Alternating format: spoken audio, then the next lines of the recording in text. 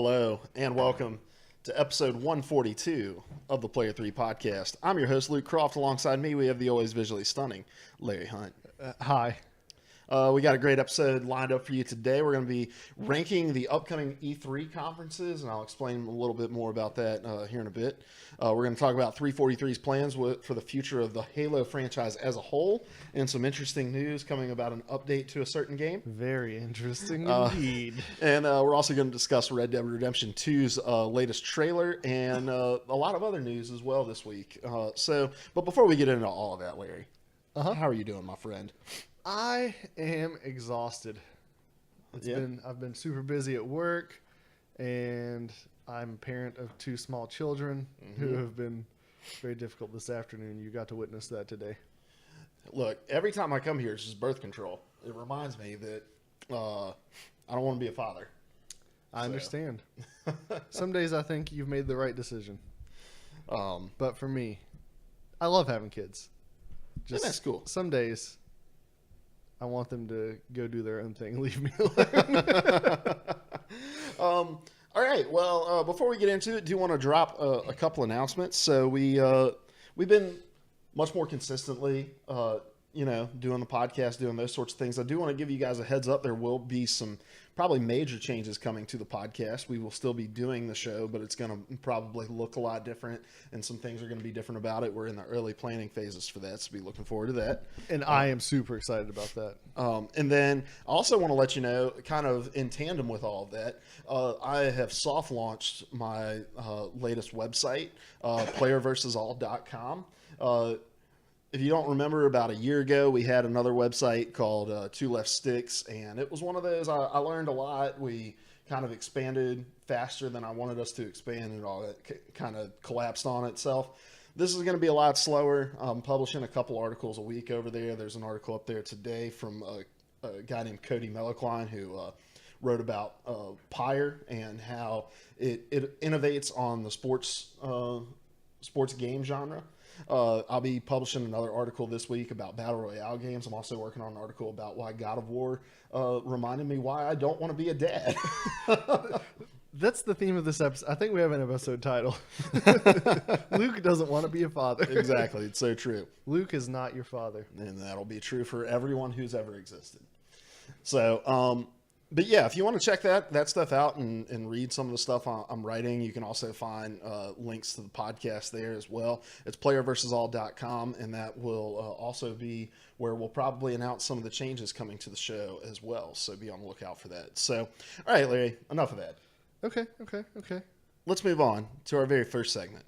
What have you been consuming? Well, I'm sorry. I was trying to stealthily do something and failing miserably at it. I'm going so bad. What are you doing? I'm just trying to tweet. Oh. My little beginning of the show tweet. I was having a real hard time. Yeah, so this is great radio. All right. It really is. Back. I'm paying attention. I've been consuming coffee. This is Starbucks Blonde Veranda blend. It was good. It was very good and also very needed at this moment. Yeah, I was so tired. Y'all don't even know. And also, what have I been consuming this week? Been playing all kinds of Overwatch.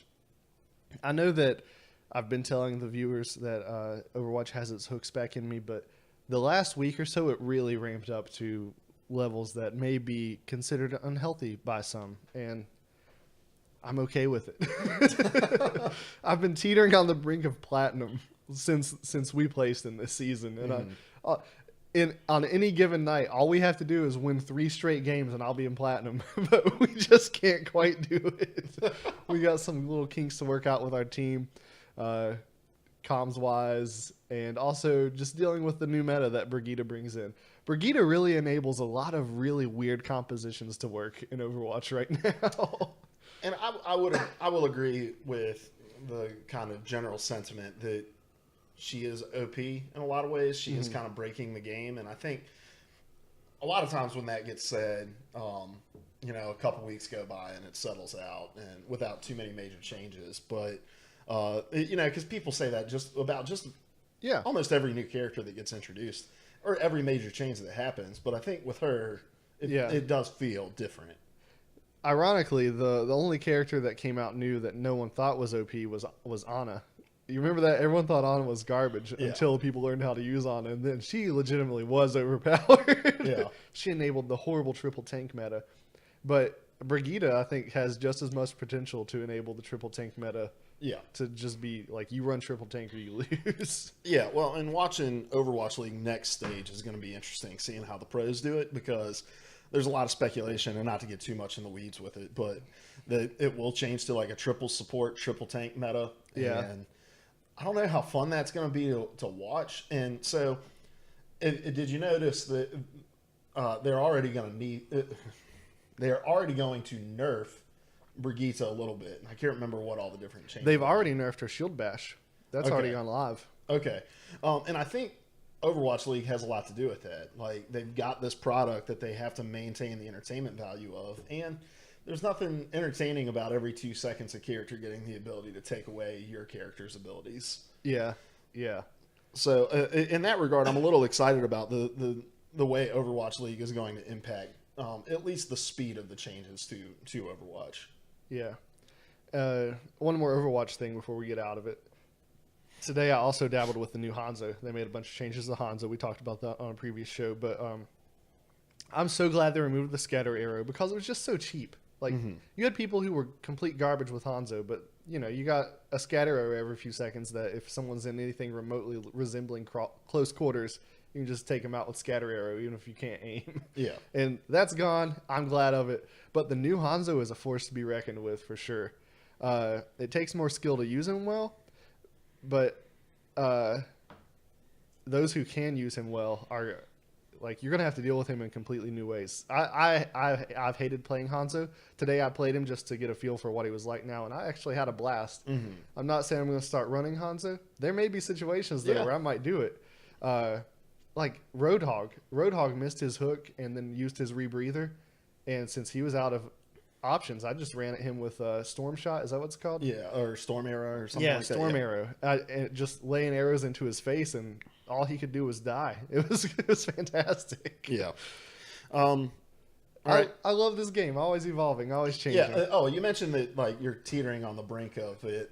Well, no, you said of platinum, but you also mentioned it has its hooks in you more so than probably ever before. Are you playing it outside of when we play together a lot?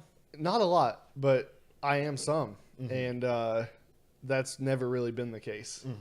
I've hated solo queue from the get-go, but when I get on by myself, I'm not really doing solo queue. I'm going into quick play to improve characters that I'm not great with. That's how I got to be a competent Genji. I got on and just played Genji till I could use him. Another character I hated, but we needed his utility, and no one could play him yet. So Zyger brings up his dislike for Brigitte as well. Says her stun ability needs to be nerfed. She can shield bash me twice in the same 1v1. So what was the change they made to her shield bash? I'm not positive. As someone who played, I just like read a headline. Classic Twitter user. But as someone who plays it feels like the range has been taken down on it a little bit, which is good because the range on that shield bash is ridiculous. Yeah. But I might be wrong on that. That's just how it feels to me. Right. But I don't think anything was changed majorly.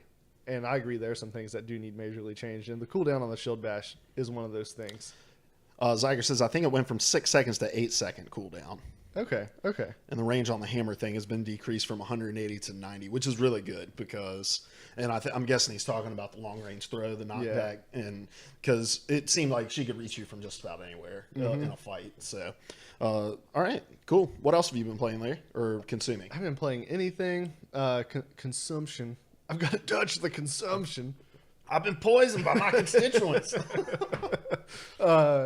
I've been watching Lost in Space with my family on Netflix. I've talked about that a little bit, but I'm really loving this show. As I'm watching it, it fills a hole in TV that I didn't realize had existed for some time. There hasn't been like a family-friendly adventure TV show in a really long time. Right. And it's great. It's fantastic. And I'm glad Netflix is putting out things that I don't have to wait for my kids to go to bed to watch. Yeah. So we're having fun with that. And then I put one last thing in the show notes, and I forgot what it was. Star Wars. Oh, Never heard of it. Tell me about that. I am a student minister, so I work with teenagers, And I had a lot of kids who had never watched Star Wars and they thought it was lame, even though they'd never given it a chance. And on a trip, we got snowed in and they watched a Star Wars movie with me and realized that it actually was pretty good. So we've been working our way through Star Wars, starting with the prequel trilogy. Not how I wanted to do it, but I let the teens have their way on this. But I just wanted to bring it up because it was really fun. There are a couple of girls in my youth group, high school, teenage girls, that they are not the Star Wars crowd at all. And one of them got really invested in the Anakin Padme romance in Star Wars Episode 2. So on the first person ever. Yes. So on Star Wars Day, we watched Episode 3, Revenge of the Sith, and she cried 3 times. It was fantastic. Well, and the thing is, like, that the nerd culture thing, and we were kind of talking about this last night in the party or the night before, but it's so in vogue now. Like, yeah. I was actually going to bring this up when we start talking about Fortnite here in a little bit. Yeah, like, but it's no longer lame to be into nerdy things, and so it's not hard to imagine, you know, popular high school girl who's not normally into stuff like this getting into it because it's not frowned upon anymore. There's no stigma around it really. Yeah. So, all right. Let's see. What have I been playing? Consuming. What have you been consuming? Well, all I have on here is what I've been playing because I haven't really been consuming much of anything. Except there have been some podcasts, so I'll talk about that. I'll talk about those first. So, In the Dark came back, which is an investigative podcast about crimes. The first season was about a missing boy in Minnesota and how the police kind of fumbled the entire investigation. Well, the second season is about a man in, I believe, Georgia who was accused of killing 4 people and has been on trial now 6 times for that crime. Keeps getting his appeals won, but then the district attorney just keeps bringing up the same crimes again, which isn't double jeopardy because he has never actually been acquitted of said crimes, but really, really, really good journalism going on in that podcast. Does that podcast give you the contact information for that guy's lawyer? No. Okay, I'll find it. It sounds like he's great at his job. And then I started listening to Up and Vanished, which is the story about a woman who went missing in Georgia in 2005. And there's a lot of like intrigue around it because there's like all these suspects, but almost no evidence as to what happened to her. And they're kind of leading it to suggest that there was possibly a police cover-up going on with it as well. So I enjoy those kind of serialized investigative podcasts. And this one just has its hooks in me. Episodes are like 25 minutes long. I've just been listening to them nonstop. So there's some of that stuff I can enjoy, but so I'm really into horror. We've talked about this a lot on the show. I'm not talking to my mic. I'm sorry. We've talked about this a lot on the show, but like horror very rarely sticks with me and bothers me later.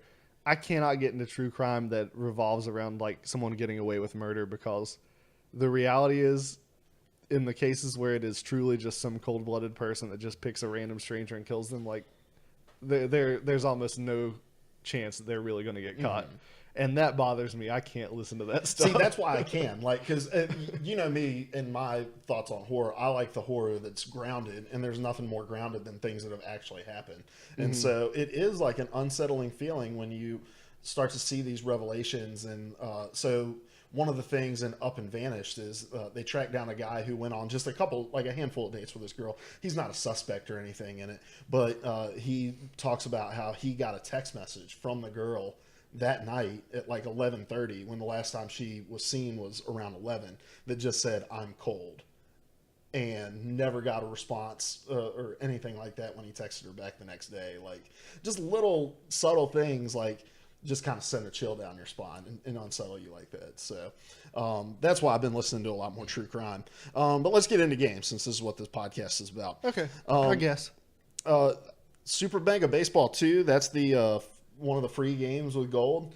It's really fun. Like it's a little cartoon baseball game. I only played a game of it yesterday while I was waiting on everybody to hop on Overwatch, but really fun hitting mechanics. The way that they do pitching is really interesting as well. Sports games have just gotten hold to me, man. You know me, like that's really all I used to play when I was growing up. It was Madden, Triple Play Baseball, like NBA Live, those games. But You can go find early episodes of this podcast where you and Ben talk about sports games for 40 minutes while I stare blankly at a wall. so, and look, this isn't going to get its hooks in me either, but it was refreshing to see some different approaches to mechanics that have just been done the same way over and over and over again. So it's free. If you're a gold member on Xbox Live and you like sports games, go check it out. It's fun. It's kind of kitschy, but it's worth the download for the price tag of $0. Then I've been playing another little game. I'm not sure if you've ever heard of it. It's called God of War. That was a PlayStation 2 game, correct? It was, and then they rebooted / sequelized the series on PS4 with another game called God of War. I finished it. I got to a certain point on Friday night, right before you guys got on Overwatch, that I didn't really want to stop at, but I also wanted to play with you guys, so I hopped off. I stayed up another 2 or 3 hours after we got off playing. And then that played. Puts you in bed really late. It was about 2:30 when I went to bed. And then I played from 1 o'clock in the afternoon on Saturday to, my wife looked at the clock. It was 4:45. She was watching me play. And then we were like, holy crap, when did it become 8:30? We forgot to eat dinner. But I ended up beating it. And no spoilers, but I'm going to have Seth on the podcast hopefully here in the next couple weeks once he finishes it. And we'll spoil the crap out of it. Yeah. And we'll just do like a bonus breakout episode for that probably. But I loved it, man. I loved it. All the concerns I had in the beginning, as far as characterization and the story going and how much I cared about Kratos, all went away by the end of the game.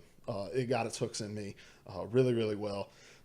Look, it's not a perfect game by any means, in my opinion. There are things that it does and that it relies on narratively that I didn't really vibe with. A lot of like, oh, we finally got everything we need. Oh, crap, we actually need one more thing. And, like, I do think the pacing was a little bad, but it doesn't take away from the fact that, like, oh, I get to just spend more time in this universe and it's fun to play. So, like, it wouldn't, if I was to score the game, which we don't do, it wouldn't take any points away for that. But it is something worth bringing up.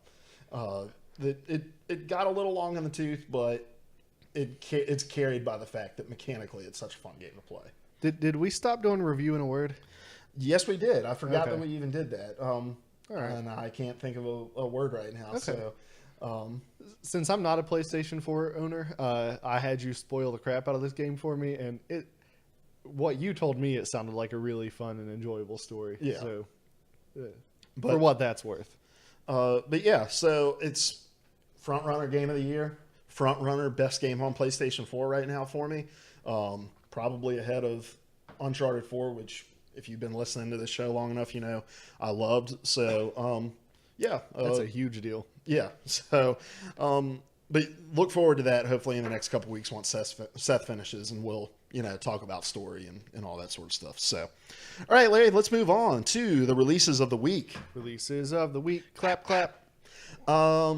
Releasing this week, Destiny 2 Warmind, the expansion, is coming. And look, I'm not going to, I dropped my pen. I'm not going to go through all the, nitty gritty details about what's being added, but basically it's going to take the game to Mars yet again. You're going to fight the Hive yet again. 9 planets, because Pluto still counts in my book, and we're going back to Mars. That's my big thing, man. Like, I understand it's a totally different section of Mars. It's going to be the frozen ice caps of Mars that you're fighting in, and I'm sure there's some twist on the Hive. They're adding a new Horde mode. Like, they're doing things to it, but at the end of the day, like, the thing that this game promised, in 2013 when we started this podcast, or when it released in 2014, right? Yeah. So, no, it was 2013. You're right. You're right. The thing that it promised back then was this scope, this larger than life universe. And every time we go back to a place we've already been, that universe feels smaller and smaller and smaller. Yeah. And I'm just still not convinced there's anything to pull me back into Destiny. Yeah, my wife is a gamer, but she spends a lot less time in gaming than you and I spend. Mm-hmm. And that Destiny 2 really, she got hooked on that game. And she's probably more disappointed than any of us over how Destiny has developed.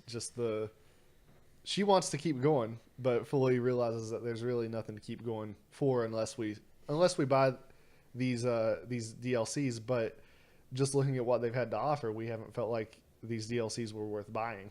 So that's where we're at. She doesn't want to be done with the game, but feels like even if she spends the money on the DLC, she's going to be done with it shortly anyway.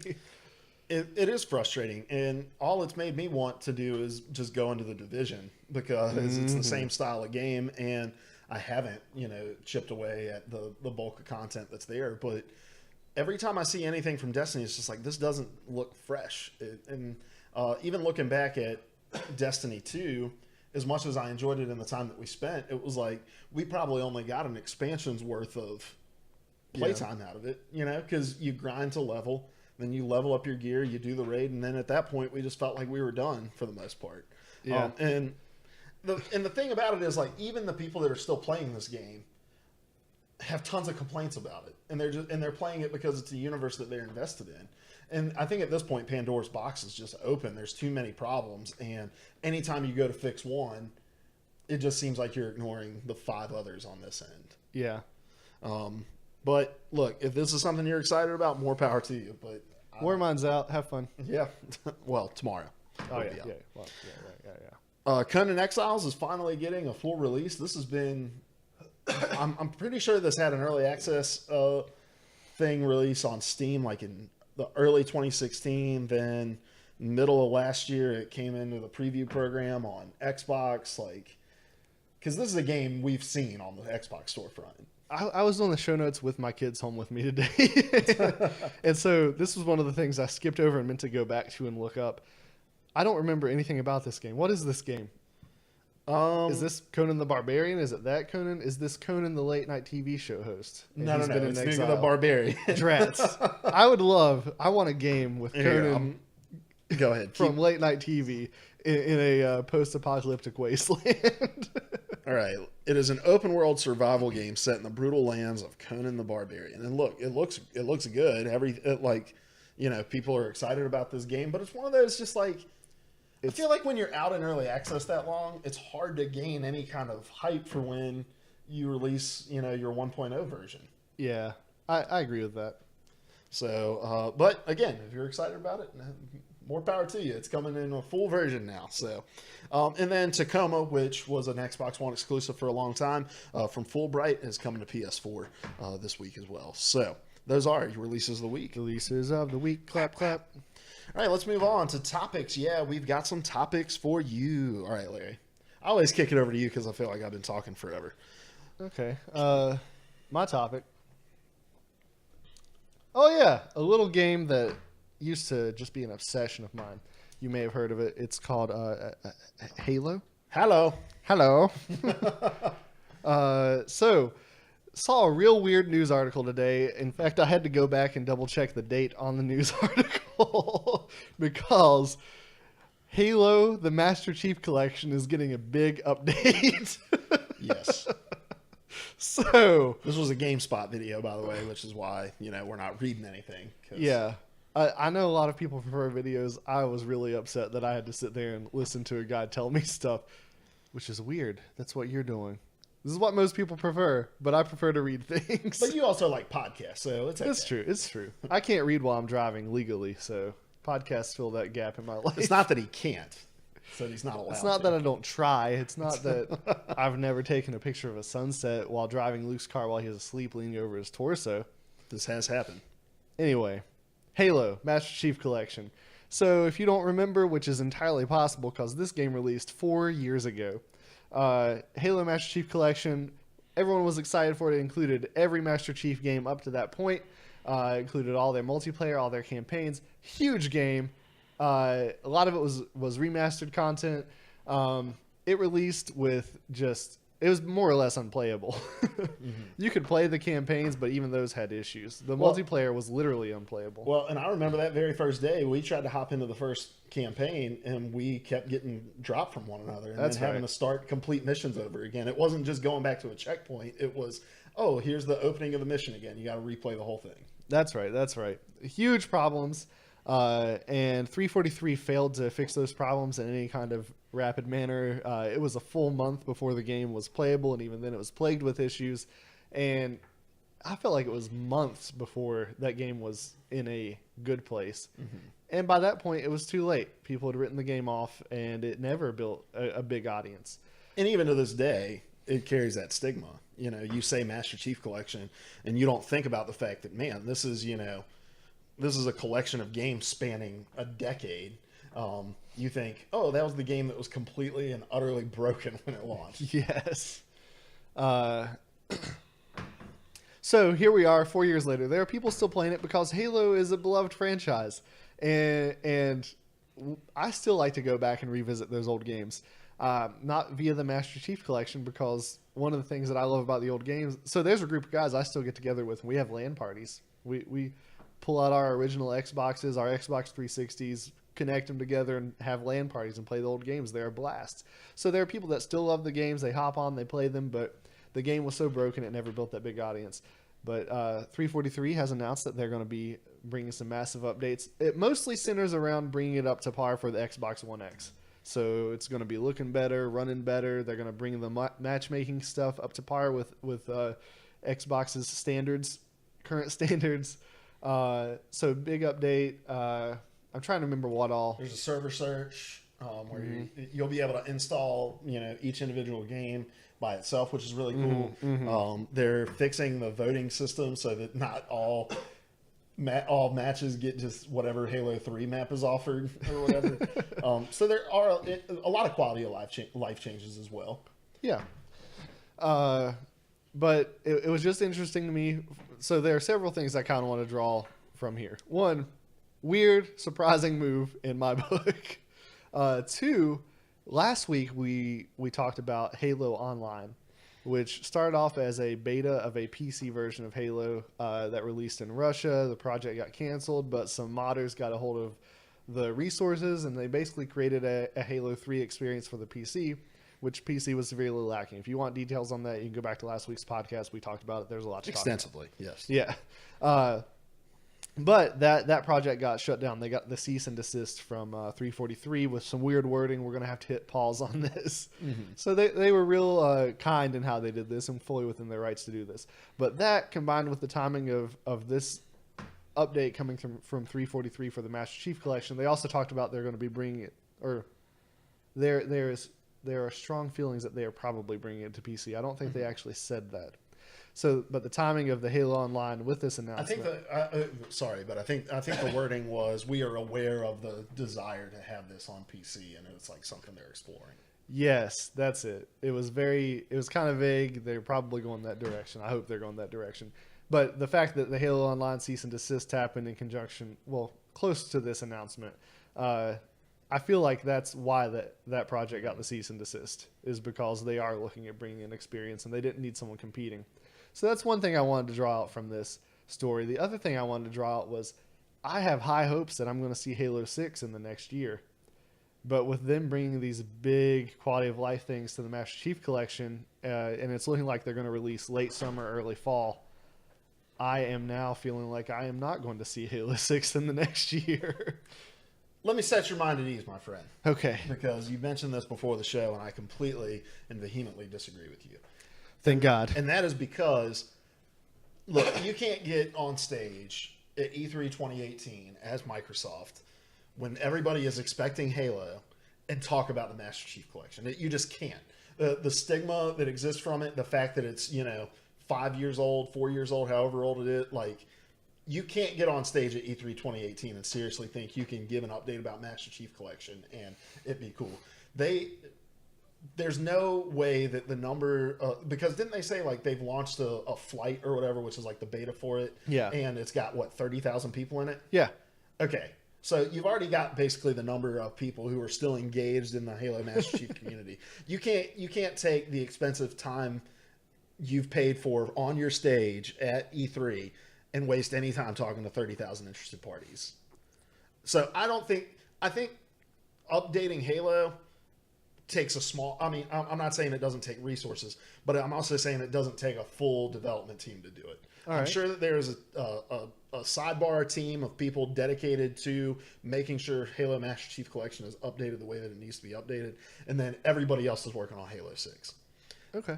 What I can see happening is them getting on stage and saying, hey, Halo Master Chief Collection, starting today, will be available on PC, and it's part of the Xbox Play Anywhere, so if you own it on Xbox One, you can download it on your Windows 10 system. Now, on to Halo 6. That's as much time as I see being dedicated to it, you know? Okay. And look, it's a quality of life thing for a game that, I mean, it does still have somewhat of an audience. And I think with the thing of like being able to download whatever game you want and opening up more and more playlists and servers and stuff like that, they're going to draw some people back in. And I think it's more likely to happen if you get them excited about Halo 6. Like, oh, Halo 6 is coming. We can't play that today, but you know what you can do? You can get on Master Chief Collection and witness all this stuff. Better start getting them skills sharp. And kind of connected to that, I'm leaning toward believing that Halo 6 is going to launch available for the PC as well. And this would be a good move to begin engaging that PC crowd that really hasn't had a good Halo experience in many years. Yes. Zyger says Microsoft has to show the next Halo game. Completely agree. He says they already added ODST and Reach. Did they add Reach? Because I know in the video they just mentioned ODST, and I thought Reach was one of those. I thought it was something that is coming, but maybe if you know for sure it's already on there, then I will take your word for it because I haven't logged on to the Master Chief Collection in years. And then he says Halo 5.8 HD Remix added on to Master Chief Collection, which is a joke about Kingdom Hearts if you don't understand that reference. So, because Kingdom Hearts is always like, here's a new game with this crazy decimal point in it, which is just a remake of whatever game. So, I don't know, man. I don't think where Microsoft is right now as far as first party exclusives go, Halo is one of the aces in the hole for them. They can't not talk about Halo 6. Yeah. They just can't. And you think they'll talk about it with a release date within the next year? Yeah. Okay. And look, I'm just going to give away one of my E3 predictions right here. I think it's going to launch in the spring. I know that they have this, November. this tradition of November.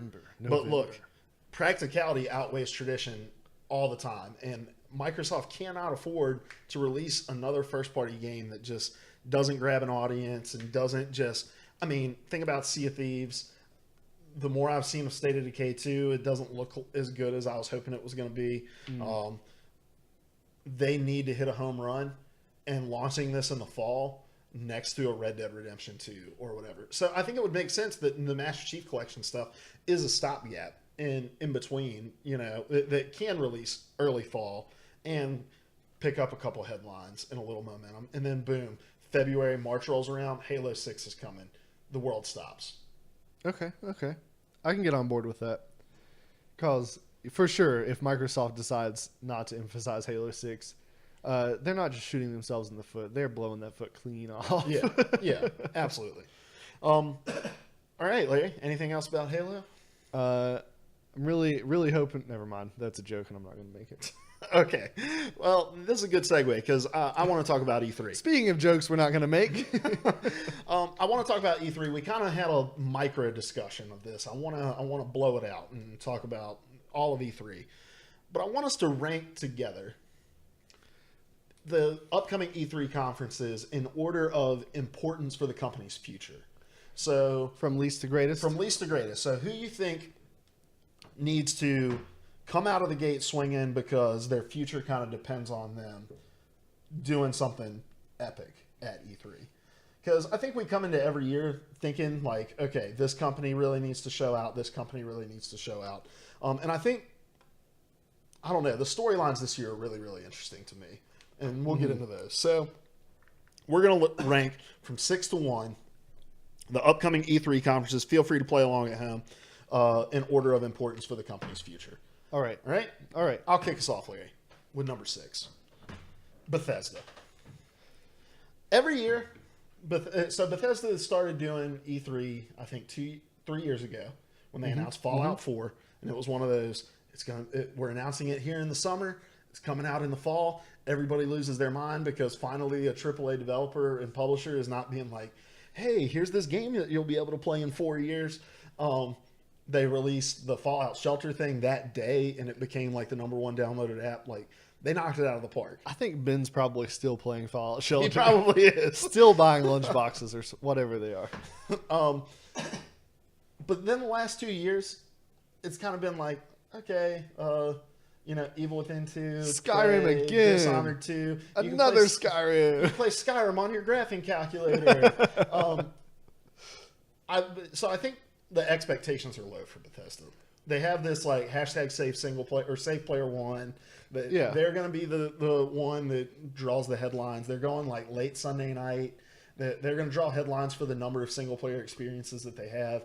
Think we're going to see Doom 2. Now, look, they have the potential of showing game of the show if they come out and they're like Elder Scrolls 6, which is totally within the realm of possibility. You know they've announced a game, right? What have they announced? I forgot to tell you this. Oh, okay. Fallout Miami. What? They put a little teaser out. When was this? Last week. And I didn't put it in the show notes. Oh my gosh. I Keep talking. am How did I literally miss the this? worst. It was like, it wasn't a full trailer. It was just a little teaser. There were no people in it. It was just a post-apocalyptic Miami landscape. So we know this is coming. They're going to be talking about this at E3. I'm with you, though, that Bethesda is the least, like, they're... Okay, hold on one second. Okay. I'm sorry. Because what I'm seeing is it's a New World mod for Fallout 4.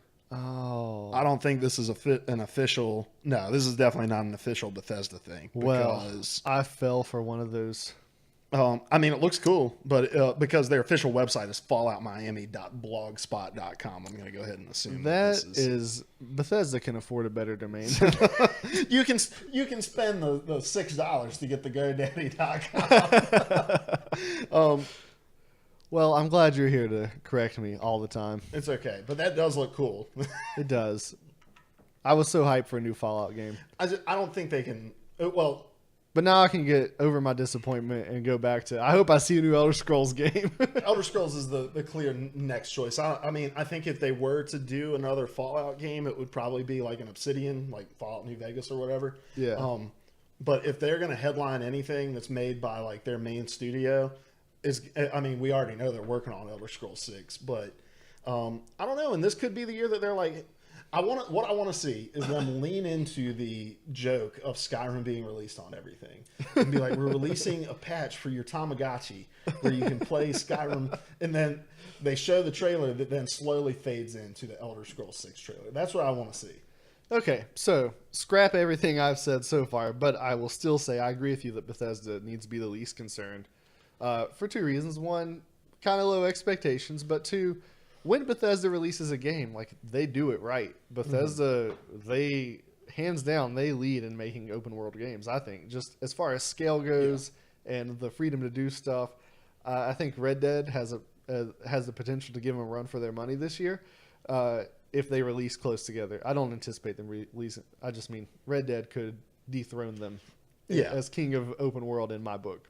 But, like... Bethesda, I don't feel like they've ever released a game and there were like widespread problems. Yeah. So whatever they give us, we're going to be hype about it. We're going to be excited about it. They haven't had any big missteps that they've got to make up for. The biggest misstep they have is they've kept giving us Skyrim over and over again, and really, that's not that bad. Yeah. What's the misstep to be able to have choices to play it on it? I mean, yeah, I'm sure that it's not the main team working on the ports of these games. So, yeah. So whatever. Like it's a funny meme. It's a funny joke to make, but there are tons and tons of people dedicating all of their blood, sweat, and tears to Elder Scrolls 6. And I don't know. We're not going to see it this year. Look, everything's running for the hills from Red Dead. I'm saying we're not going to see it released this year. And does Bethesda just keep it in their back pocket and say we want to do the same thing Fallout 4 did, where we announce it and then release it within a few months? Maybe, but I think without it, you do have to start wondering, like, why are they spending all this money to be there? Yeah. Like, to announce Doom 2, like Doom 2 is going to be great, and I'm sure people are going to love it, but like it doesn't stop the world. Yeah. So, but again, I think they have the least to be concerned about. They're going to be fine. The next on my list, and I think you and I pretty much agree on our list. So Yeah, we'll just... I saw your list. I tried to make a different list, but I just agreed too much with you. So sorry. so the next game is the next presentation. I think, real quick, sorry. Yeah, go ahead. Zyger said, "Watch them troll everyone and just release Skyrim too." I would not be disappointed. Skyrim was great. And then everybody buys it and realizes it's just the first Skyrim. They just put a 2 on the box. The ultimate troll. You try it out, you still can't get over that mountain in the beginning if you don't play it. But next on my list is Sony. And look, again, this is not in terms of what is going to be shown, and it is about the importance of the conference itself. I think for Sony, we're going to see a ton of Spider-Man stuff because it's coming in September. I think we're going to hopefully get some release dates for Days Gone, maybe The Last of Us Part 2, some of those games. But at the end of the day, like, okay, they're probably going to reveal a thing or two that knocks our socks off or whatever. But they're not banking on this stopping the show because their momentum's already just... They're freaking rolling stone, you know? This console generation, they've just been knocking it out of the park over and over again. And there are things they've done I don't like, but at the end of the day, they're doing great. And regardless of how this E3 goes, they're going to continue to do great. I do want to caveat something about Sony. I'm going to be pumped for it. I'll stay up to watch it because I'm an old man and they go off at like 10 o'clock most nights, most E3s. But I do want to see them go back a little more to like having people on stage talking. Because did you watch it with me last year or was it the year before? I think they've done it the last 2 years pretty much. But I don't think I watched it with you last year. But it's felt a lot like going to the movie theater and like just watching the previews because it's trailer after trailer after trailer, then a little bit of gameplay, trailer. Yeah. And look, it's awesome because you get this sense of just being bombarded by games over and over and over again. But I would like to see them dedicate a little bit of time to talk about what they're working on. And I think, we're probably going to see a release date for Dreams.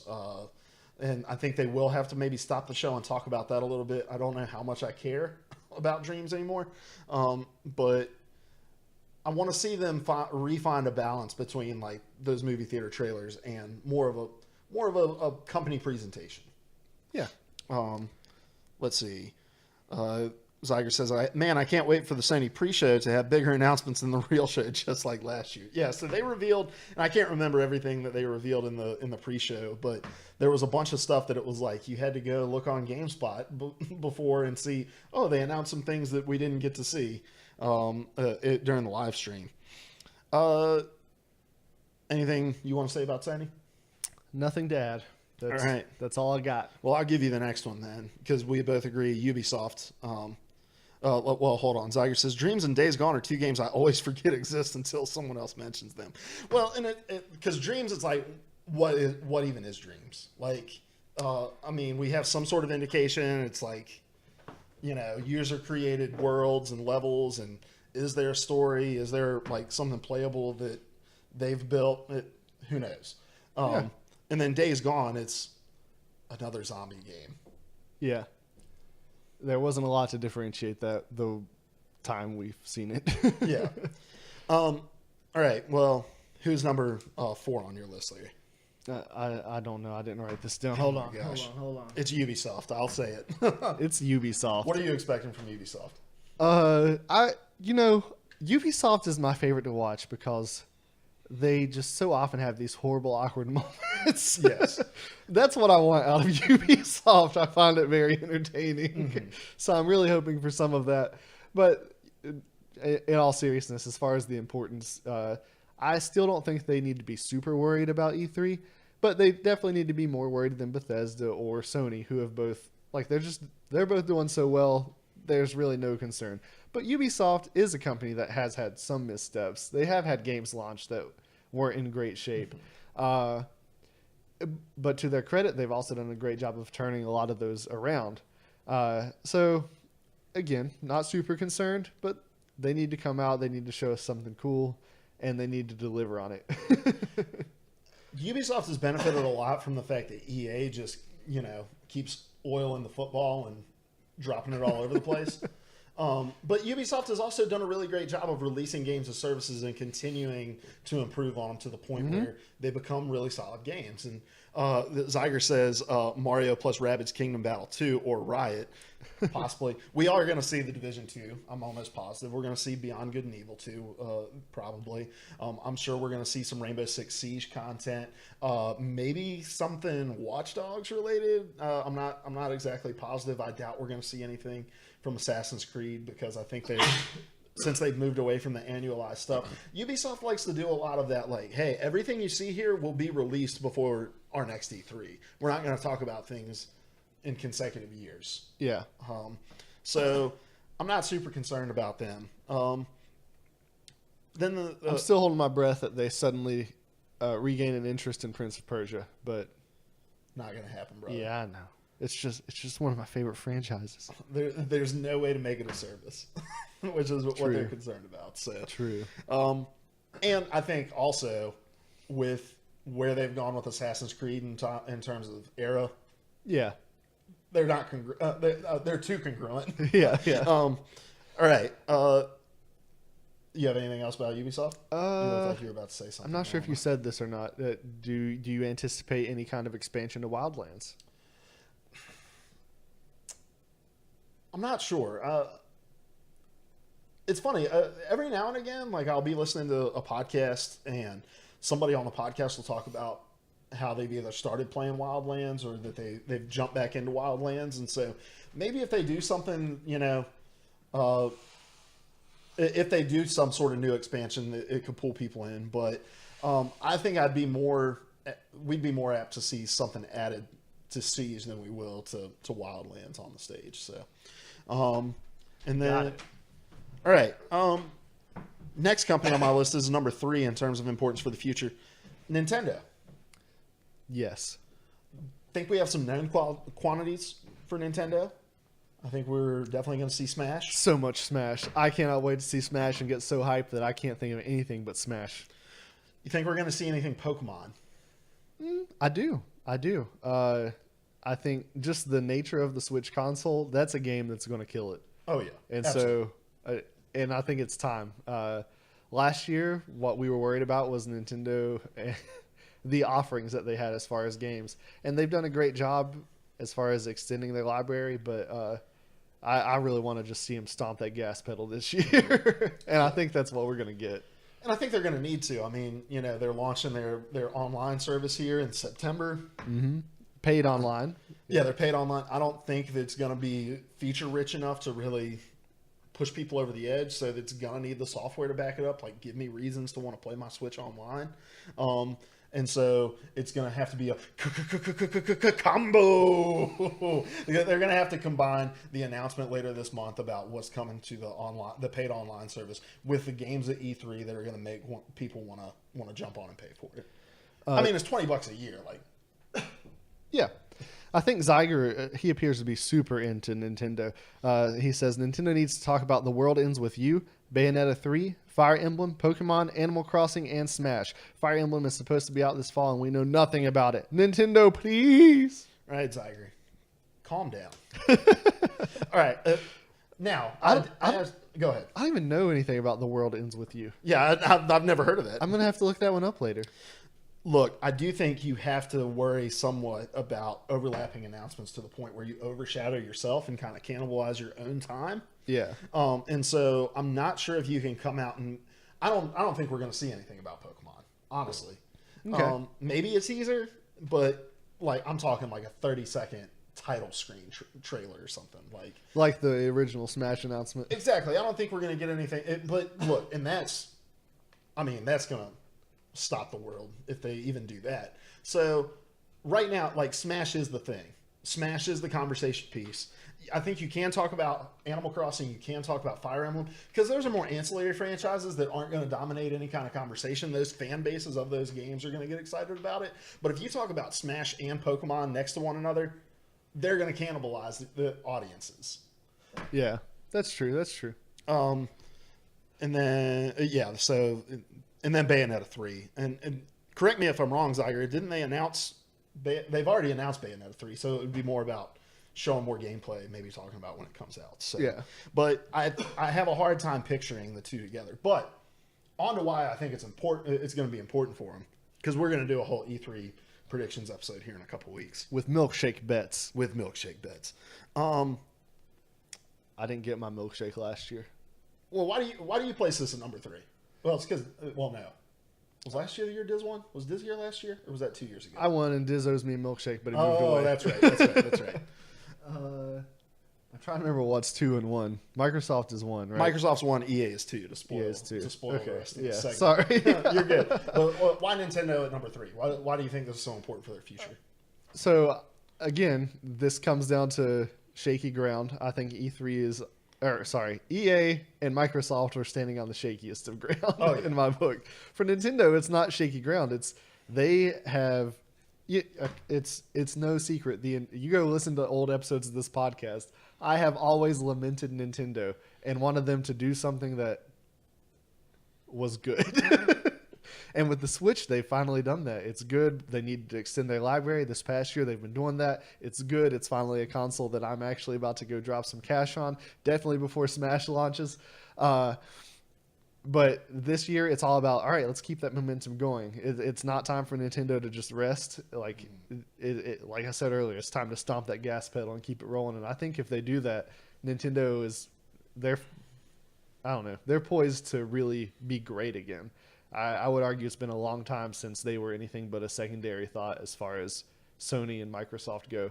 And well, I mean, think about how we structured this podcast from the very first days, and I'm not saying like we're trendsetters or anything in gaming, but we talked about PlayStation and Xbox because it was really the only thing that warranted conversation for the most part. Yeah, the Wii U was a very disappointing era of Nintendo. Mm-hmm. So this is important because this sets the tone for how successful they're going to be. Yeah, I would argue they're already more successful than they were with the Wii U. Mm-hmm. But let's not stop. Let's keep going. And that's the complete reason I put them on here. I don't think this is a sink or swim kind of deal, but I do think this is a couple things. Number one, you've got this online service. You've got to parlay that into something that makes that worth it. Smash is going to really help with that. Give me some other reasons to want it. I think you have all this new leadership that's come into their different positions. We talked about that last week on the show as well. Although these decisions aren't necessarily stemming directly from their leadership in their current roles, there is that perception of it. So it's like, hey, if we come out swinging from here, we're setting the tone for the next. I mean, look, the guy that they appointed is only in his 40s. Like, this could potentially be the next 25 years for Nintendo. Like, this can last a long time. And so this sets the tone for the culture that they want moving forward. And then last but not least is just that idea of we have found success. Let us build on the success. Wii U sold gangbusters in the early days, completely unraveled by the end of it. Wii U never got its footing ever. So they have to prove that for the first time in, 15 years? 12 years? That they can carry the ball across the goal line. Yeah. And you can't let up off the gas 1 year after your console releases. And I'm not saying that I think they will. Yeah. I'm just saying that E3 this year is going to prove it. Yeah. I concur. All right. Let's talk about these last two, Larry. Number 2. A lot to talk about here. EA. Number 2 is very fitting for EA. That wasn't very kind of me. But very true. So EA has just, I don't know. This year has been a PR nightmare for EA. Yes. And that's why E3, that's why I have them at number 2. Like, they have made it abundantly clear that squeezing every nickel and dime out of a person they can is more important to them than providing a good product for their customers. Yes. Like, that is the face they are wearing. And EA has, like, they're a super successful company. And if they weren't, this year would have destroyed them. Mm-hmm. But if they don't start wearing a different face, then we're just going to squeeze every nickel and dime out of you we can. I think this could mark the beginning of just a slow decline for EA as far as their success. Well, and the decline started. I mean, Mass Effect Andromeda was bad enough to the point where they were like, we're not even going to release the DLC for this that we had planned. Star Wars Battlefront 2, the sales numbers plummeted because of the PR nightmare that surrounded that game. Like, they are already on the downward trend. And let me ask you this, Larry. A little speculation. What speculation? Do you think EA is going to talk about the big, elephant in the room of microtransactions and come out with some sort of company-wide statement about the way that they're going to approach it? Or do they let it speak within the smaller rolling out announcements that possibly take place throughout the week during their event? I don't anticipate them to address it directly. I kind of lean toward we'll see small little announcements, and we'll be able to kind of it'll be about the implication. Oh, okay, this is how they're going to handle this from now on. I don't think they'll talk about it directly. I don't know. I lean that way because I just harbor a lot of distrust towards EA when it comes to those sorts of things. But then you do have, we talked about it last week, I think, on the podcast, that hey, we learned a lot of lessons from Battlefront 2. EA is more of a corporate monster than anything in the public perception. They need to, I think, come out and humanize themselves by saying, look, we heard you loud and clear with Battlefront 2. Our next big release is Anthem. We're going to see a ton about Anthem. This is the way we're going to approach microtransactions, and this is the way that the economy is going to work. And it shows two things. Number one, that you're willing to look in the past and realize your mistakes. But number two, that you're willing to set up the system that you're putting in the game forward enough to be scrutinized on your own accord, rather than the way it happened with Battlefront 2, where it was people that got their hands on the game were talking about the in-game economy. If you put it forward for scrutiny in the beginning, you get ahead of it a lot better, I think. Yeah, I hadn't even thought about Anthem in the context of the loot box fiasco, but this is the next big stepping stone for EA, and mishandling the microtransaction conversation. We know microtransactions are going to be part of Anthem. Exactly. And mishandling that conversation can tank that game, and EA cannot have a game tank like Battlefront tanked. And it doesn't even have to be anything grand. It can just be, look, we heard you loud and clear with microtransactions, just to let you know, when Anthem releases, every single thing that can be bought can, number one, be earned through in-game currency, and number two, is only cosmetic. Yeah, yeah. And it's like, look, I'll be like, all right, cool. You've got my attention with Anthem again, but until then, I'm probably just going to sit and wait. I'm not going to let myself get excited about it. Anthem looks really cool. It does. And I want to see how EA does the games as services thing in that shared world shooter environment. But until you give me a reason to even lean towards trusting you, it's a wait and see for me. Yeah, this is not a pre-order game for me. This is I'm going to give it a week or two after release even and see what people are saying about it as they complete the in-game stuff. Let the really obsessed people dig in and check it out for me so I can find out if it's worth buying. I also think another interesting thing with EA is going to be how cringy is whatever Battle Royale mode they're going to show in whatever game. Because they're going to set the pace for what AAA Battle Royales look like, I think. Yeah. Call of Duty and their event here in a couple weeks, I think we're going to see maybe some Battle Royale stuff as well. But there's a potential when seeing it from EA where it's just like this, kind of like we were with Radical Heights. Yeah. Where we just roll our eyes at it because it's soulless and a clear cash grab. EA would be the company, I think, that would drop the Battle Royale where I'm like, okay, you just threw together what was popular to take my money. Exactly. Good luck with that. Well, that leaves one, Larry. Microsoft. Why'd you put this number one? So I've been having mixed feelings on Microsoft lately. I've talked before on the podcast that I'm very close to jump. I've been a Microsoft guy since Xbox, the original Xbox released. I've never been a PlayStation owner. Not once in my life have I owned a PlayStation. And nothing. Don't you have a PlayStation 2 under your? My wife. Oh, okay. And actually, we didn't even have that in our house until this past year. She found it in an old garage back home and brought it here. And I don't even know if the thing works.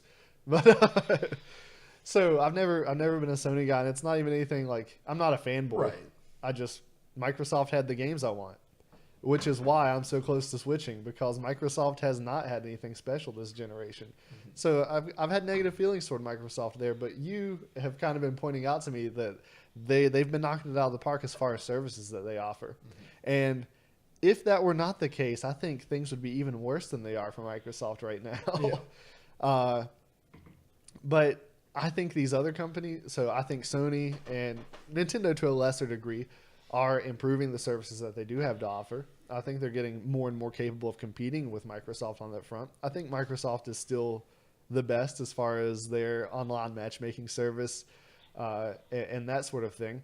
But more and more, that's not enough for me. Yes. And if it's not enough for me, I imagine it's not enough for a lot of people. And for me, like my big attachment to Microsoft has always been Halo. Like no matter what Microsoft does, I can rely on them to give me a great Halo game. Mm-hmm. And I just haven't felt like the last couple have been great Halo games. Yeah. Between Master Chief Collection and Halo 5, which was good, but not great in my mind. Yeah. And so I put them at number one because I kind of feel like Microsoft is sitting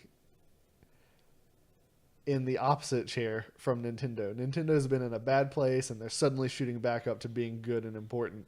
And Microsoft has been able to just kind of rely on past success to carry them through this generation.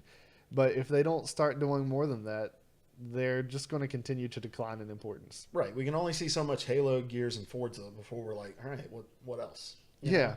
And look, I'm not... They tried something new with Sea of Thieves, and I think Sea of Thieves is still a question mark as to where it ends up.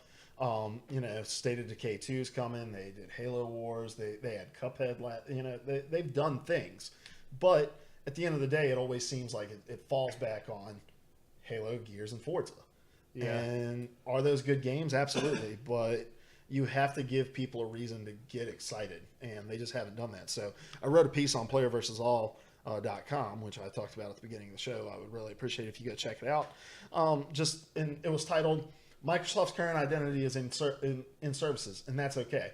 And on the internet, everybody freaks out. It's like, it's a video game console. It needs to be about video games. I'm like, well, if you read it, I argue that services are only as good as the games that are included with those services. And people pay for Netflix because Netflix has great original series.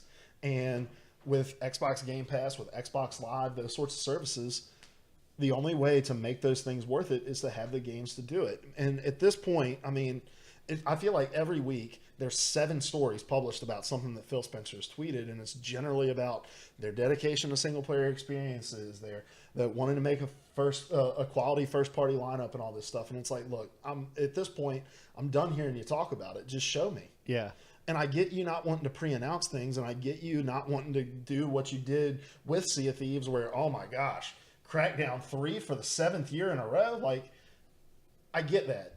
But at a point, you got to stop holding us in limbo and show us what the people that you employ are working on. Yeah. To give me something to get excited about so that you can stop the bleeding that's happening with every single article, with every single YouTube video, with every single Facebook discussion that's going on when it's saying Microsoft has no games to play. Yeah. You're literally bleeding goodwill from your customers. And it's proven through this entire generation. Look, Xbox One is selling comparable numbers to the Xbox 360, which shows the goodwill that your fans have towards your console. Stop cashing it all in. Yeah. Start earning more, like Sony has been doing with their exclusive releases and those sorts of things. So I think it's hugely important that Microsoft comes out because they can't afford. They don't have the Xbox One X stuff to lean on like they did last year. Halo 6, I mean, unless they just come out and do something completely crazy, can only carry the conversation so long. Forza Horizon 4 or whatever we're going to see, we can fill in the blanks in a lot. We need them to fill in the gaps with awesome things. I agree. To highlight your Forza, Halo, Gears thing, how much of Xbox's advertising still features screen grabs from games that came out last generation? Yeah. Like, that should be super embarrassing at this point. And Microsoft is in a place where they overpromise and underdeliver. Like, oh, cool, you're still dedicated to single-player experiences. Like, how many years do you need to work on one of those for me? Yeah. Like, if you care about single-player experiences, you are not on the Xbox this generation because they don't even offer a fraction of what Sony has offered. Mm-hmm. Sony has so many cool games that I'm real upset that I missed, and I backed the wrong horse this generation is how I feel. Mm-hmm. Like, and I can't really afford to just. I've never been in a place, I've been starting a family, having children. I picked one console to buy. Yeah. But next go around, unless something dramatic changes, I'm going to PlayStation because they're going to give me everything Microsoft has given me and more.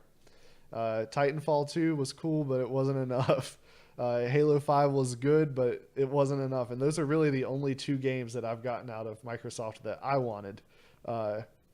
Whereas with PlayStation, I'm missing out on The Last of Us 2. I have missed out on Horizon Zero Dawn. God of War. That horror game where you make choices. Until Dawn. Like the list goes on and on and on and on and on. Yeah. You got to turn this around. That's why they're number one as far as how important this E3 is. I hate that those 2 things have such similar names. Yes. It just makes me sad. So be on the lookout here in a few weeks for a bonus episode in our feed just with our E3 predictions. So just to recap, we went Bethesda, Sony, Ubisoft, Nintendo, EA, Microsoft in order of importance. So. All right, Larry, let's move on to the news. With podcast guys. First item on the list, there's a new Red Dead Redemption 2 trailer. Larry, you watched it. What'd you think? I did.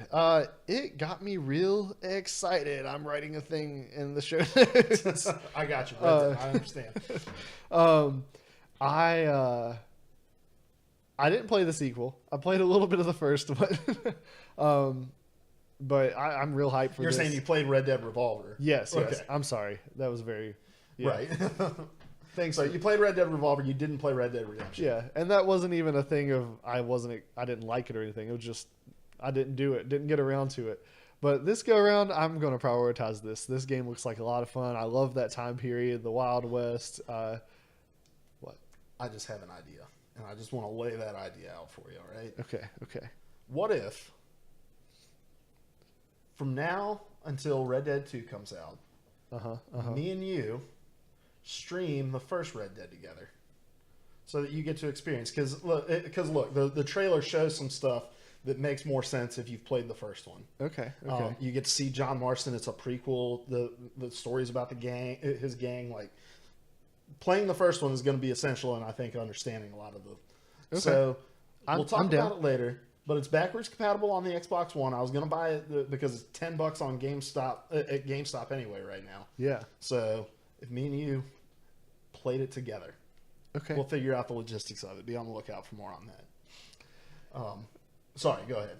So I love that time period, and the way this one's set up, the whole the era of the cowboy, the outlaw is fading into myth.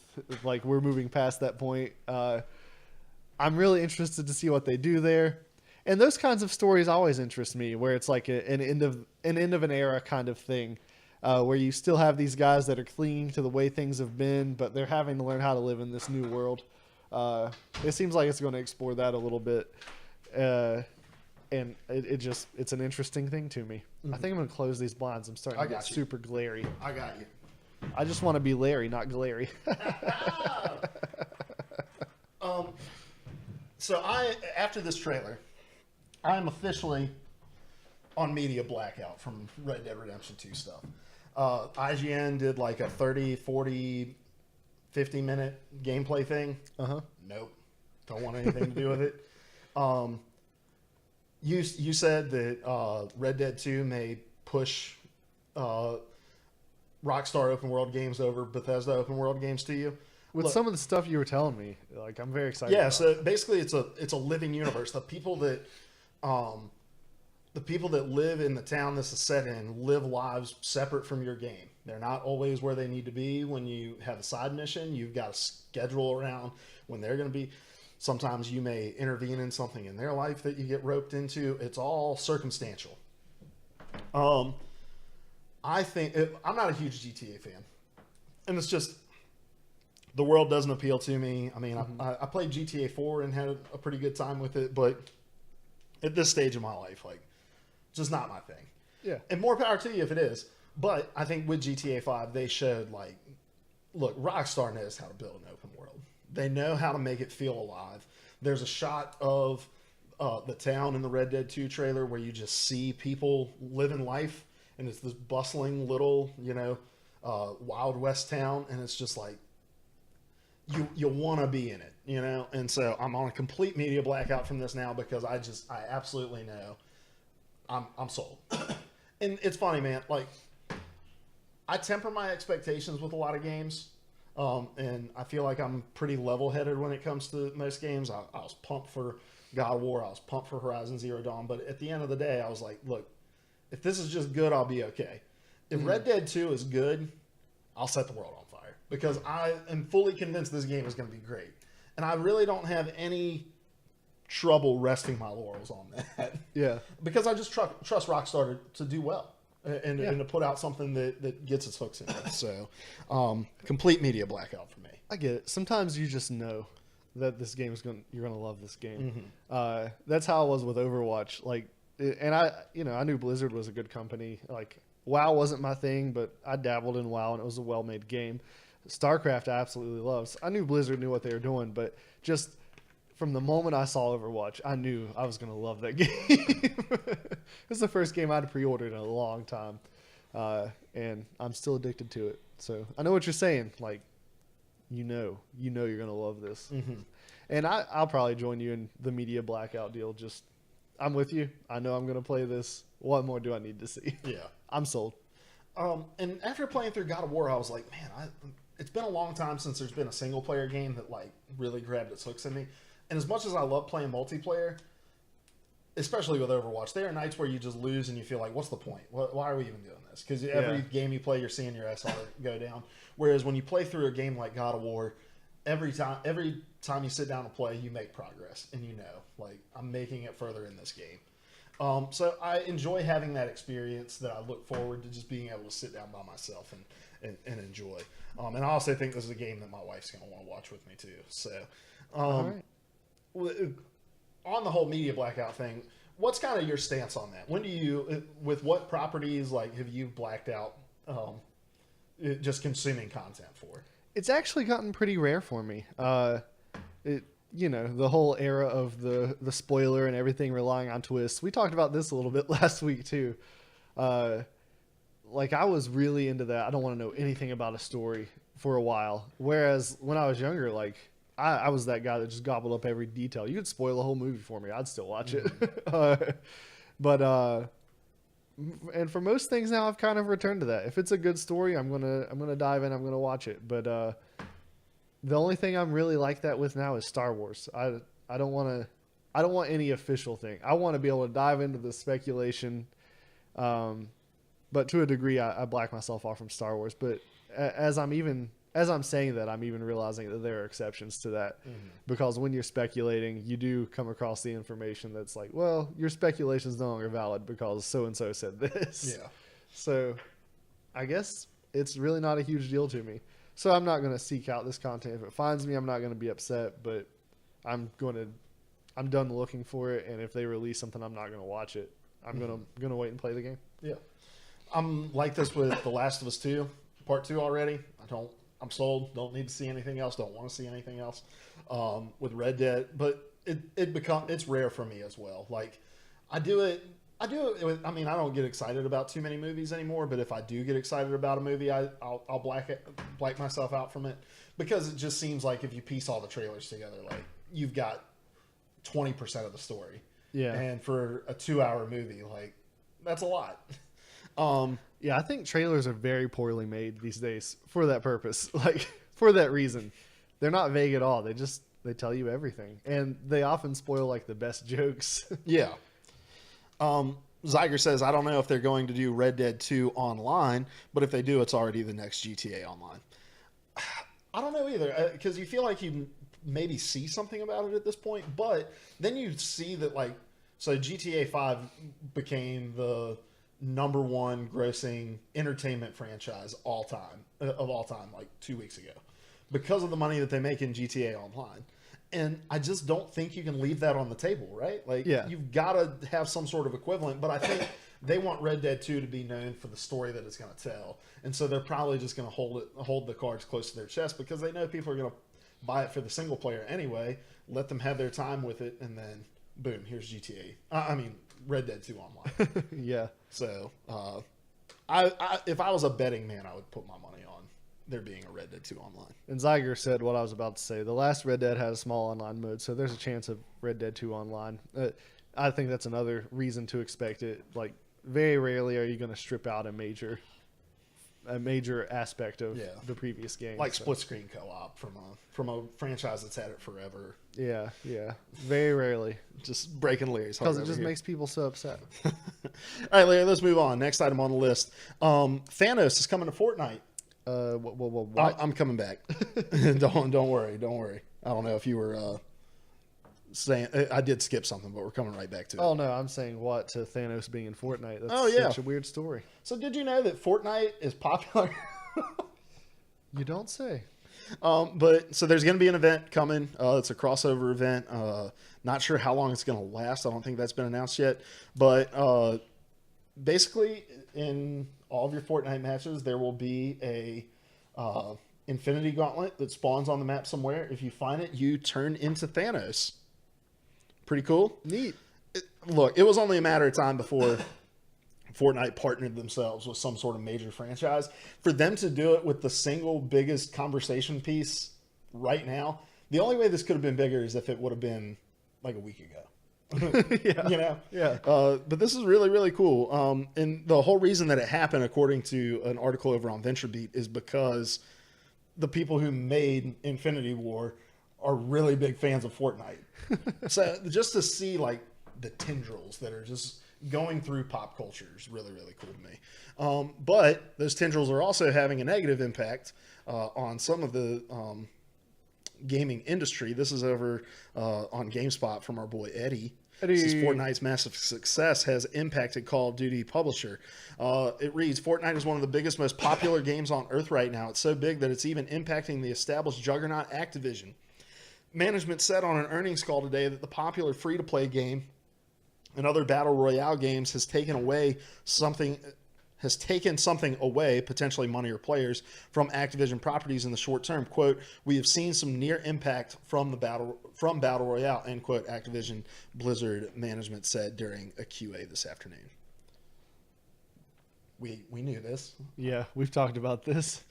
They made over $200 million in the month of March alone. As a free game. With only cosmetic microtransactions. And I think you can just outright buy the thing that you want too. Correct me if I'm wrong. I think that's right. I don't think it's a loot box system, is it? I don't believe so. Again, and if you're in the chat, correct me if I'm wrong. We're not big. Oh, I'm sorry. Zyger says the crossover event is actually going to be its own mode. So there's solos, duos, squads, and Infinity War crossover. My apologies. I'm glad you know what you're talking about and we don't. Yep. I don't play Fortnite, and I just saw the news and thought it was cool. But just the bigness of this game. I was at a retreat a couple weekends ago, training junior counselors for a summer camp, and Fortnite just discussed like mad, and the I'm blanking on the word, demographic of the gamer has it changed a long time ago. Like, it used to be a thing that there weren't a lot of girls interested in, and over the years that has shifted. But even the girls were in on the Fortnite discussion and showing the screenshots of their wins. That was really interesting to me. A friend of ours, Andrew, that we play Overwatch with, was talking about how he had to deal with a camp situation where a kid was being bullied because he hadn't won any games yet. That's awful. That's terrible. Geeks have now risen to the top, and they're just as bad as the jocks were. Don't do that. Be better. No, it's crazy. Just I don't think I can remember a game that's just completely dominated pop culture, not just gaming culture, but pop culture in the way that Fortnite has, to the point where like the number of outlets that ran this story about this Infinity War crossover event, it was getting picked up by outlets that have nothing to do with video games. That's how popular this thing is. Yeah, this is like a perfect mashup of two huge pop culture things happening right now. This was a perfect partnership. Yeah. And I forgot what I was about to say. He blanks. What's up? Pure Cancer 123. We are not from the Netherlands, and which I'm assuming is what that's asking. Anyway, I'm sorry. What were you? And hello, Ice Wallow. Oh, what's up, Ice Swallow? I just realized something. Sorry. Anyway. But also, thank you guys for the follow. Yeah. Yeah, sorry. This is huge. Just Fortnite killing it. The point I was going to make was you were saying that we've never really seen a franchise really dominate pop culture like Fortnite has. The closest thing I can think of is Minecraft, but this is that on steroids. Exactly. Yeah. Even the things that you can think. I mean, Call of Duty at its height was talked about by pop culture figures and stuff like that. But even then, it wasn't this. Mm-hmm. And the fact that you can just play this on any platform, like you can carry around Fortnite in your pocket and play it, benefits it all the more. Like I'm sure some of those victory royales people were bragging about, they got on their phone while they were at school or whatever. Yeah. And Zyger points out that as far as the biggest pop culture thing, the only thing he can think of would be Pokemon when they released. But even that and Minecraft were both kind of limited to children. You had teenagers interested in it, but not to the degree of Fortnite. And Fortnite's even big with adults. It spans a demographic that Pokemon and Minecraft never really did. Yeah. Huge. And then Pure asks, how did you know that is what I meant? Context clues, my friend. Also, I read in tongues. All right. Then last time on the list, Ubisoft showed off some, I believe, pre-alpha footage for Beyond Good and Evil 2. Did you ever play the original Beyond Good and Evil? I didn't either, but this game looks really cool to me. I don't want to spend a ton of time on it because I know we're going pretty long here. But there is a brief gameplay. Yeah, there's some brief gameplay. They talk about character creation. I'm sure we're going to see more of this at E3. It has like a little bit of like a No Man's Sky vibe to me, just in that like, hey, there's this grounded gameplay, and then you can get in your ship and fly off and go to other places. Like, so that really appeals to me and is cool. But with it being in pre-alpha, this game's probably years and years off. So. Zyger says, I mean, Pokemon had special craft macaroni noodles. I don't know about you, but macaroni is good for all ages. Touche. You reach a point in life, Zyger, where you graduate from the craft, though, and you move on to the Velveeta shells and cheese. All right? All right, Larry, let's move on to everybody's favorite segment, the random question of the week for the month for this week. That song makes no sense. It is your random question, Larry. Lay it on me, brother. All right, so my question deals with a particular pet peeve of mine, something that really sets my blood to boiling, and I can't talk about it on social media much because I just don't want to argue with all these people I love and care about. But most of them don't watch this show, so I'm going to talk about it here. Lucas. Oh, gosh.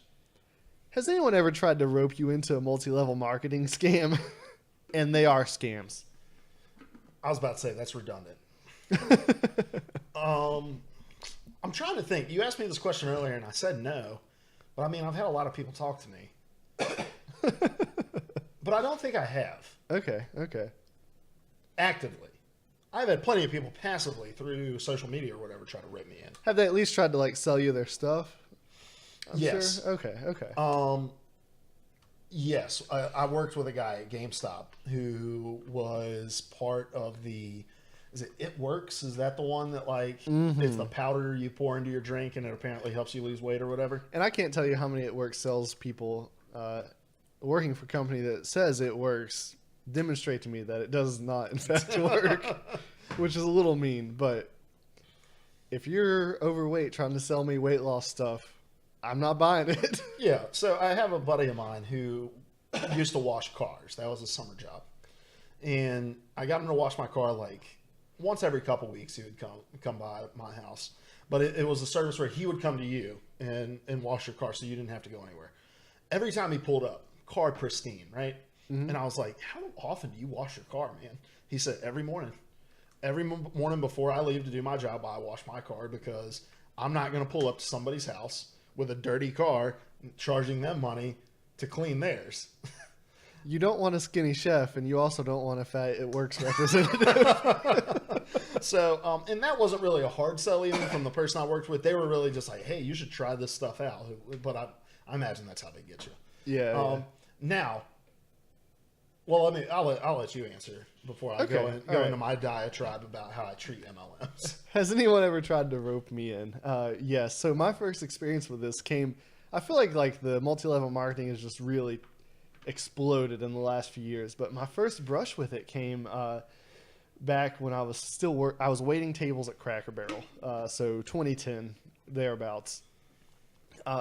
That's 8 years ago. Luke, I'm getting old. You're getting old, man. College was a long time ago. I'm in college, freshly married, waiting tables, and there's this guy I waited tables with, and he was a cool guy. And as work was ending, we both got off work a little early, which was pretty cool. I typically did not get off work early waiting tables. And I didn't have any place to be. This guy said, "Hey, I want you to come meet these people with me. They're pretty cool people." And I can't remember if he actually said it was a business opportunity or not. I feel like he didn't, because that ain't what I'm about. I wouldn't have jumped at a business opportunity. Right. But he's like, "Hey, man, I just want you to come check something out." And it's like, there's a dead turtle in the parking lot. And he's like, "I'm there." And it was at a restaurant next door, and there was some free stuff to consume involved, some sort of food or whatever. So we go over. Thank you for clarifying. Yes. It was a dead turtle. It was delicious.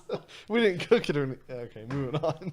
So we sit down with this woman, and there are all these other people there, and she just starts talking about this exciting business opportunity. I feel like I'm there, I'm eating the food, I'm stuck. So I'm immediately angry. Like a timeshare. I've been ambushed. Yeah. But I feel like I should sit down and hear them out since they're giving me free food. So I listen to this woman talk, and she begins to describe this. At that point, I'd never heard of a multi-level marketing thing. Like, at that point, I had a very specific word for what was being shared, and the word was pyramid scheme. Because at the end of the day, multi-level marketing things are only technically not pyramid schemes. They are just slightly legal pyramid schemes. Some of them less legal. And this fell into the less legal. Like, I don't remember what you were selling, but almost all of your income came from signing up other people to sell stuff. So she's at the top of this thing, and she's got 2 people below them. And the more people you get in these legs, she called them, you wound up making more money off of them, levels, multi-level marketing. And what really upset me is this woman looks me in the eye and says, "Some people think this is a pyramid scheme, but it's not. When you really draw it on paper, it looks more like a net, not a pyramid."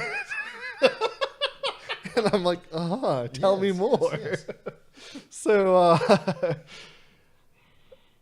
hear this thing out, and they ask me if I'm interested, and I say, "No, but thank you for the food." And I leave.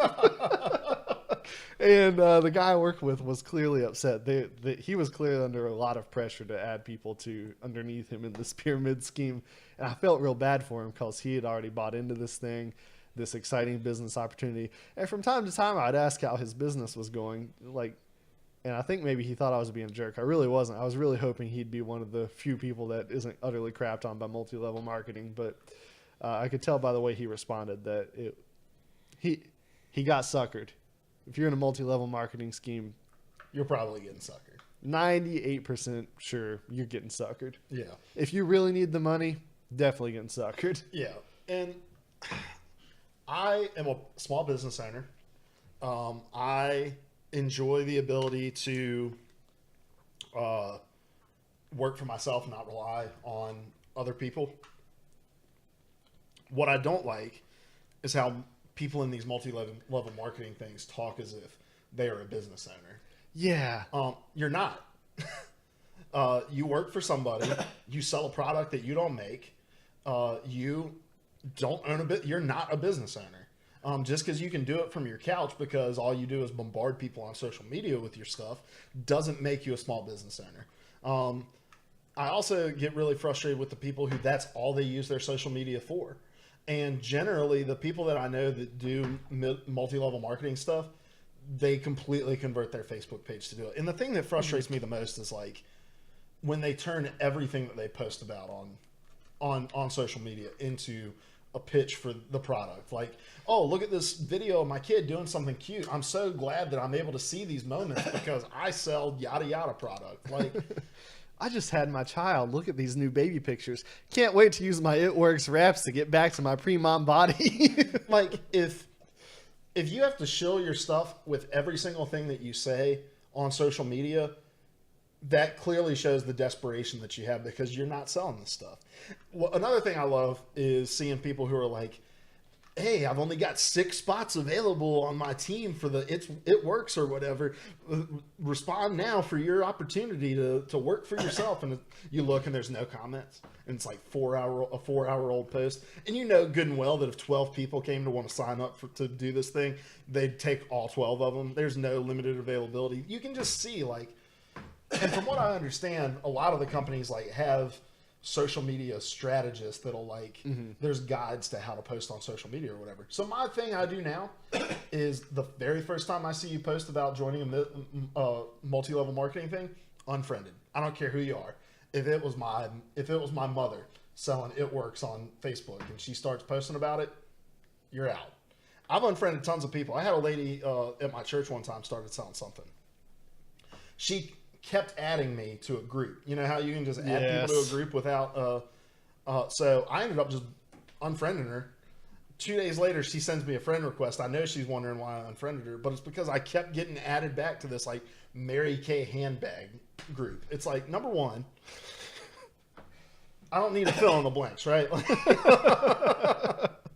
So I want to read a couple of these comments. Zyger said, would you like to be roped into a multi-level sales conglomerate scam? That sounds totally great. different. It's not a pyramid scheme. It's a triangle scheme. It's like a pyramid scheme, but we're two-dimensional with how we're scamming you.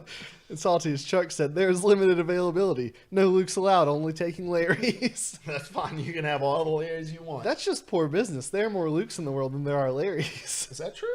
I think so. Like, Larry's that's an old man name. That's dying out. There are plenty of young Yeah, they Lukes. don't have Facebook. Most Right. Larrys don't have Facebook. Right. Yeah. And here's the thing. If you or a loved one are considering joining a multi-level marketing scam, I tried to think of a nicer word. There's just not one. It's the truth. They function like cults. They really get you to invest in. This is an identity you can build your life around. If you join this, you're part of a special team. You are a business owner. Like, it's all this flowery fluff language that's really at the heart of it not true. It preys on people that it really.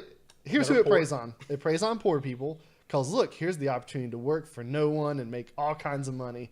But you're not going to make all that money unless you're the single-digit percentage that gets all the way to the top, which you're not going to do. 9 times out of 10, it preys on moms because moms want to have that freedom to stay at home, and it's awful because it mostly winds up putting them in a worse financial position than they were in before. So that's who it preys on, it's this cult thing. It preys on the poor. It preys on moms.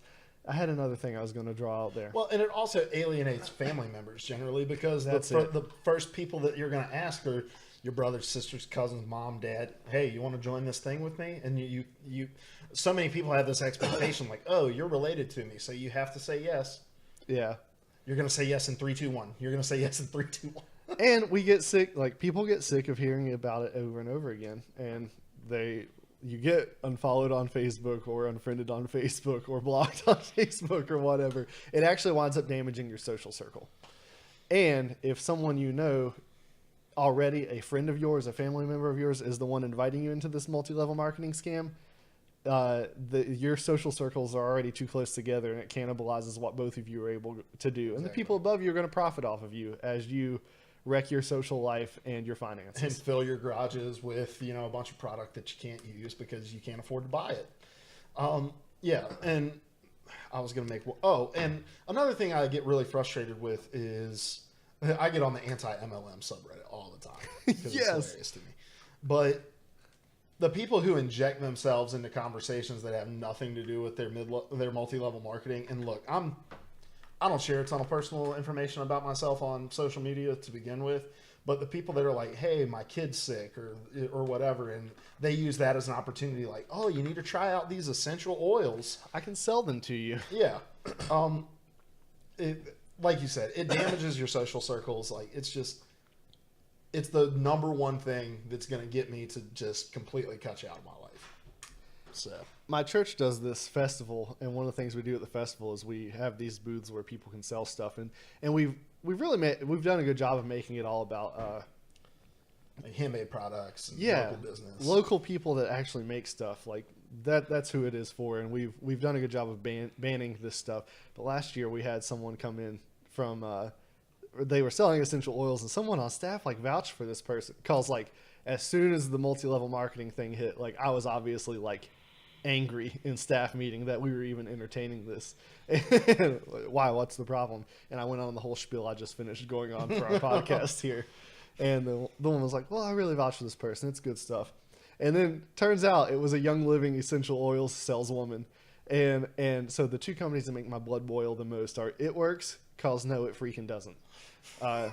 Saran wrap your torso all you want. At the end of the day, exercise and what you eat are what's going to determine your weight. Yep. I will sell you saran wrap at an exponentially higher cost if you want.